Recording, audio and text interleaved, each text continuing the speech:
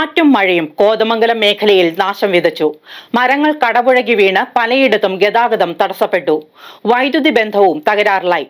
തങ്കളത്ത് ഓടിക്കൊണ്ടിരുന്ന കാറിന് മുകളിൽ കൂറ്റൻ ആഞ്ഞിലി മരം കടപുഴകി വീണെങ്കിലും യാത്രക്കാർ അത്ഭുതകരമായി രക്ഷപ്പെട്ടു.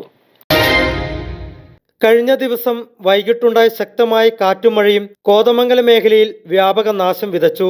തങ്കളത്ത് ഓടിക്കൊണ്ടിരുന്ന കാറിന് മുകളിൽ കൂറ്റൻ ആഞ്ഞിലിമരം കടപുഴകി വീണെങ്കിലും കാറിലുണ്ടായിരുന്ന യാത്രക്കാർ അത്ഭുതകരമായി രക്ഷപ്പെട്ടു. കീരമ്പാറ പഞ്ചായത്തിലും കുട്ടമ്പുഴ പഞ്ചായത്തിലെ തട്ടേക്കാട് ഭാഗങ്ങളിലും മരങ്ങൾ ഒടിഞ്ഞു വീണും കടപുഴകി വീണും വലിയ നാശനഷ്ടങ്ങൾ സംഭവിച്ചു.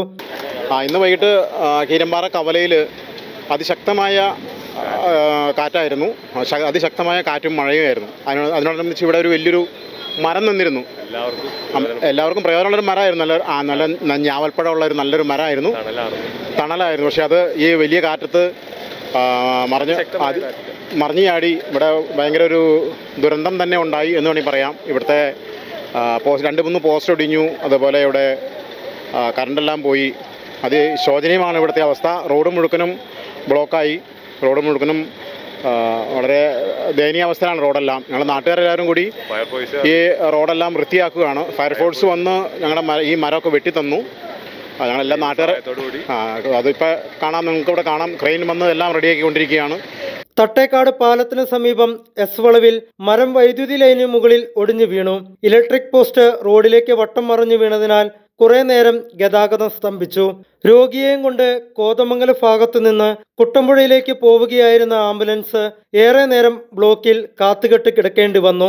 സംഭവ സ്ഥലത്ത് ഫയർഫോഴ്സും കീരമ്പാറ KCB സെക്ഷനിലെ ഉദ്യോഗസ്ഥരും നാട്ടുകാരും ചേർന്ന് ഇലക്ട്രിക് പോസ്റ്റ് നീക്കം ചെയ്ത് ഗതാഗതം പുനഃസ്ഥാപിച്ചു. കീരമ്പാറയിൽ പനയൊടിഞ്ഞു വീണ് റോഡരികിലുണ്ടായിരുന്ന പെട്ടിക്കട ഭാഗികമായി തകർന്നു. ഈ സമയം കടയുടെ സമീപം ആളുകൾ ഇല്ലാതിരുന്നതിനാൽ വലിയ ദുരന്തം ഒഴിവായി.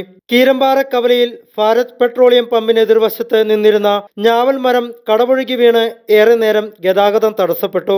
ഫയർഫോഴ്സും നാട്ടുകാരും ചേർന്ന് ഞാവൽ മരം ക്രെയിനിന്റെ സഹായത്തോടെ മുറിച്ചു മാറ്റി ഗതാഗതം പുനഃസ്ഥാപിക്കുകയായിരുന്നു. മീഡിയ 60 കോതമംഗലം.